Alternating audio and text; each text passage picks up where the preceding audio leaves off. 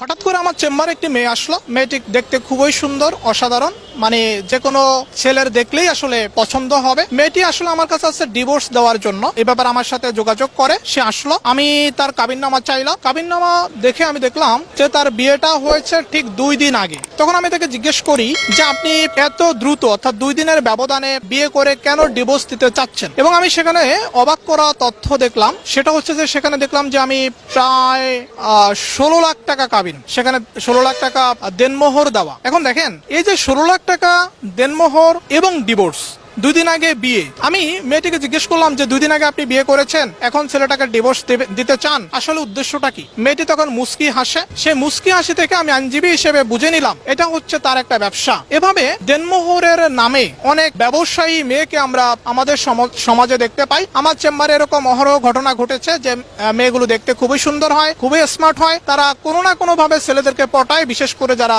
বড়লোক শ্রেণীর ছেলে রয়েছেন তাদেরকে পটিয়ে এই দেনমোহরের টাকা নেওয়া হচ্ছে তাদের মুখ্য উদ্দেশ্য। তো আমি আইনজীবী হিসেবে সবাইকে বলবো, যারা আছেন এভাবে হুটহাট করে বিয়ের ডিসিশন নেবেন না। মনে রাখবেন যে যারা ফর্সা বা স্টাইলিশ বা যাদেরকে আপনারা সুদর্শনা বলে থাকেন, তাদের প্রেমে পড়ে হঠাৎ করে যদি বিয়ের ডিসিশন নেন, দেনমোহরের পরিমাণ যেটাই হোক, এটা কোনো মুখ্য নয়, তাহলে কিন্তু আপনি বিপদে পড়ে যাওয়ার সম্ভাবনাটা বেশি। এটা আমার ওকালতি জীবনের অভিজ্ঞতা থেকে আমি আপনাদের সাথে শেয়ার করলাম। অনেক সুন্দরী মেয়ে একই সাথে একটা ছেলের সাথে রিলেশন করতেছে, একই সাথে বারে যাচ্ছে। তো এরকম ঘটনা কিন্তু ঘটতেছে। এই ব্যাপারে একটা ছেলেকে একটু সময় নিয়ে পদক্ষেপটা নিতে হবে, বিয়ের সিদ্ধান্তটা সময় নিয়ে নিতে হবে।